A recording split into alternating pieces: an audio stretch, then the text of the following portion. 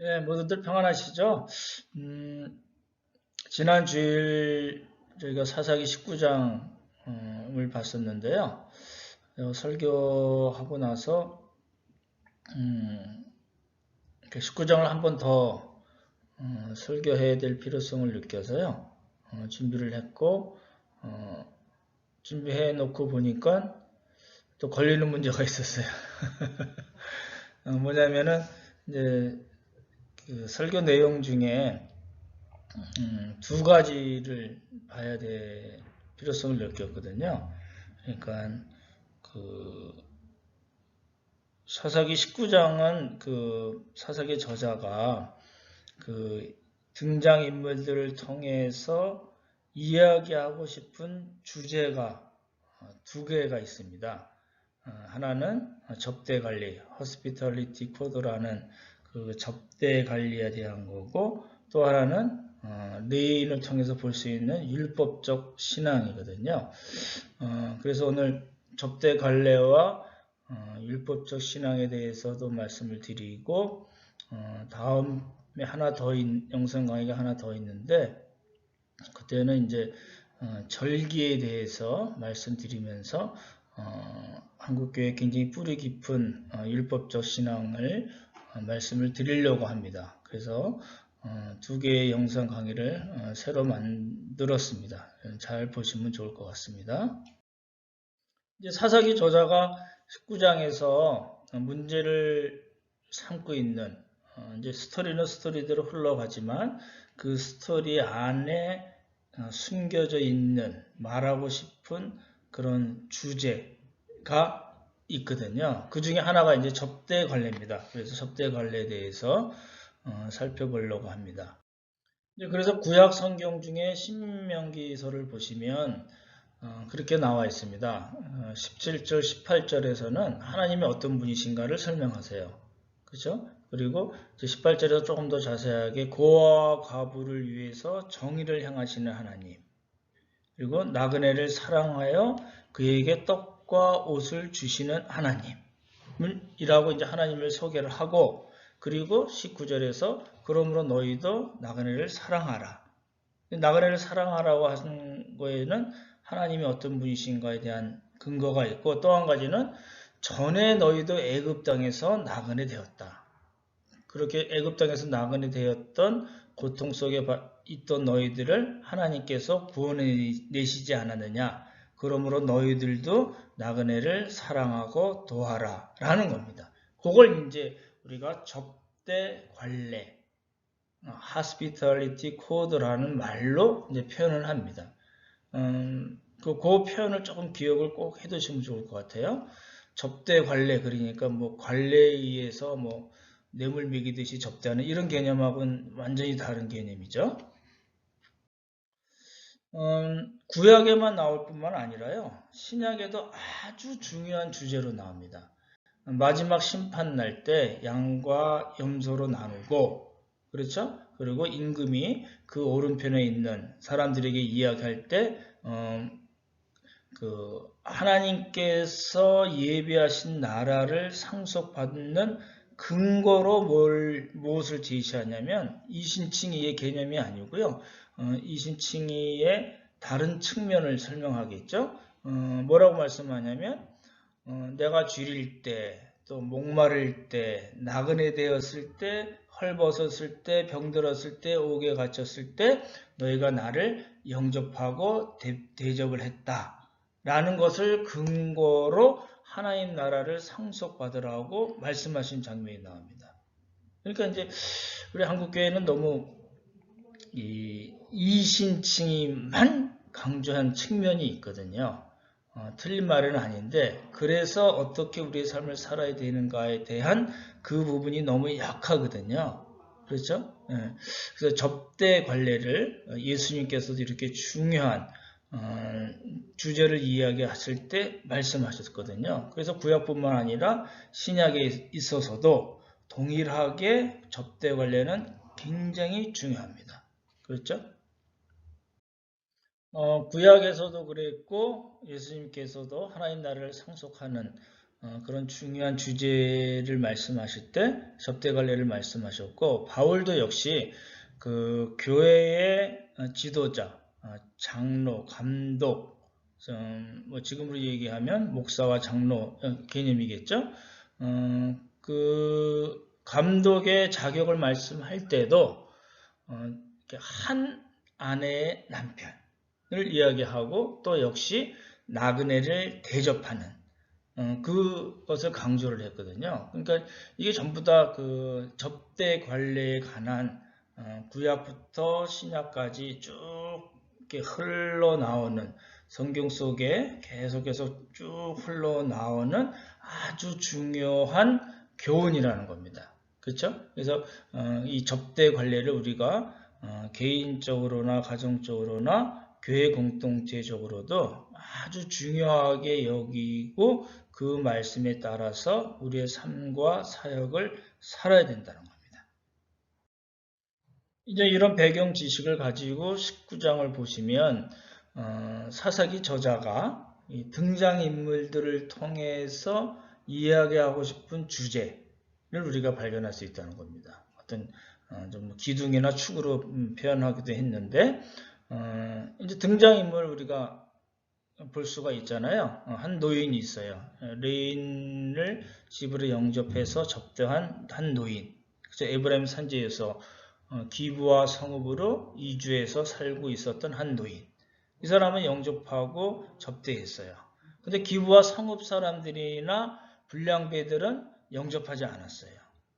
그 어떤 의미를 갖고 있을까요? 이 사람 기부와 성읍이 하나님의 말씀, 하나님의 율법대로 율법의 가장 핵심 중에 하나인 접대 관례에 의해서 자신들의 삶을 살지 않았다라는 지적입니다.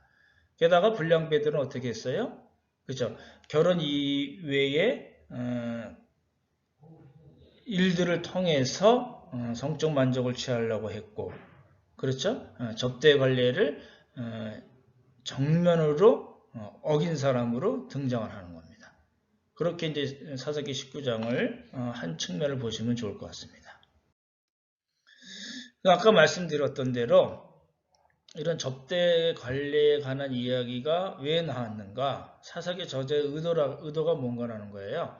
그러니까 등장인물들을 통해서 이 사람들이 접대 관례에 관한 율법을 준수하고 준수하지 않은 것을 통해서, 그렇죠? 이제 전체적으로 보면 다 준수하지 않은 거긴 하지만 그런 일들을 통해서 사사시대 350년 기간 동안 이스라엘 백성들이 하나님과 어떤 관계로 살았는가를 말하려고 하는 겁니다. 그런 관점에서 사사기 저자의 의도가 무엇인가, 등장인물들을 통해서 무엇을 이야기하려는 건가, 특별히 접대 관례에 관한 율법을 스토리에 넣어서 등장인물들의 말과 행동을 통해서 무엇을 이야기하려는 건가, 사사시대 백성들은 과연 하나님의 율법, 하나님과의 관계가 어떠했는가를 이제 이야기하는 그런 방식으로 이야기가 전개되고 있습니다. 이제 19장 스토리의 또 하나의 축은 뭐냐면은 말씀드렸던 대로 율법적 신앙입니다. 이 레위 사람에게서 우리가 지금도 볼 수 있는 아주 뚜렷한 율법적 신앙을 볼 수 있거든요. 율법적 신앙은 구약 시대뿐만 아니라 지금 신약 시대에 있어서도 굉장히 뿌리 깊게 우리들에게 남아 있습니다.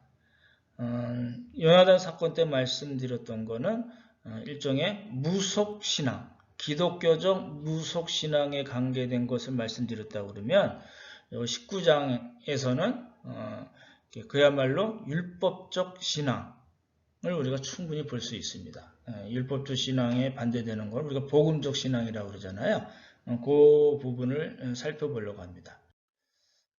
레위인이 이제 율법적 신앙이 있다고 그랬는데 이 사람이 잘못한 부분이 뭐냐면 사명을 버리고 레위인으로서의 살아야 될 그 사명을 버리고 첩을 얻어서 살았다. 그리고 첩에게 어떤 잘못을 했다. 그렇게 말씀드렸죠. 그리고 첩을 불량배에게 내어줬어요. 위기가 닥쳤을 때 자기 살려고 첩을, 나이 어린 첩을 강제로 불량배들에게 내어줬습니다. 그리고 그 이튿날 아무 일도 없었다는 듯이 아침 일찍 자기 집으로 돌아가려고 했습니다. 그렇죠? 근데 문 열고 보니까 첩이 죽어 있었어요. 첩이 죽은 것을 보고도 크게 놀라는 일이 없이 그냥 나귀에 싣고서 자기 집에 도착한 후에 도착하자마자 바로 칼로 시체를 토막을 내서 이스라엘 전체에게 보냈습니다. 이제 이런 사람이었거든요. 근데 이제 저희가 요 레인을 통해서 지금 그 19장의 두 가지 기둥 중에 하나인 율법적 신앙을 보려고 하는데 어떤 부분 때문에 그러냐면 이 사람은 그 에브라임 산지에서 유다 베들레헴으로 첩을 찾으러 갔다가 그렇죠?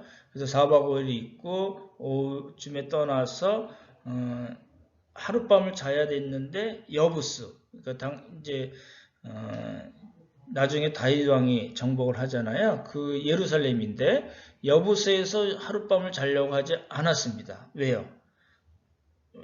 이방인의 성읍이라는 거죠. 나 레위냐? 나 그런 이방인들이 사는 성읍에서 내가 잘 수 없지. 라는 그런 거거든요.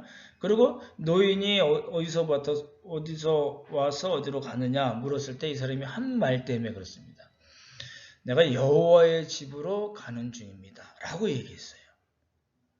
그러니까 아까 조금 전에 우리가 봤던 그 레인의 전체적인 스토리하고 이 사람이 지금 말하는 말과 행동, 그렇죠? 야 여호와의 집에 가는 중이야. 나는 이방인의 성읍에서 자지 않아. 라는 그 말과 행동이 우리가 보면은 이거는 너무나 율법적 신앙. 율법의 핵심 내용은 없으면서도 나는 율법을 지키는 레인이야. 라는 그런 아주 고전적인, 아주 전형적인 율법적 신앙을 가진 사람인 것을 알 수가 있습니다.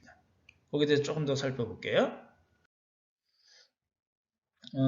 그러니까 이제 율법적 신앙, 복음적 신앙 이야기를 많이 하는데 율법적 신앙이 과연 어떤 건가에 대한 정의를 좀 먼저 내리고 좀 분명하게 하고 가는 말을 쓰는 게 좋을 것 같아요. 이제 율법적 신앙이라는 율법에는 분명히 하나님께서 명령하신 것들이 있어요. 그렇죠? 근데 그 율법이라는 건 뭐냐면 앞으로 오실 메시아 예수 그리스도에 대한 예표예요. 예표고 그림자고 실체를 설명하는 하나의 모형으로서 율법이 존재하는 겁니다. 근데 이제 예수님께서 오셔서 십자가 보혈로 다 완성을 하신 거예요. 그 율법을 다 완성을 하셨잖아요.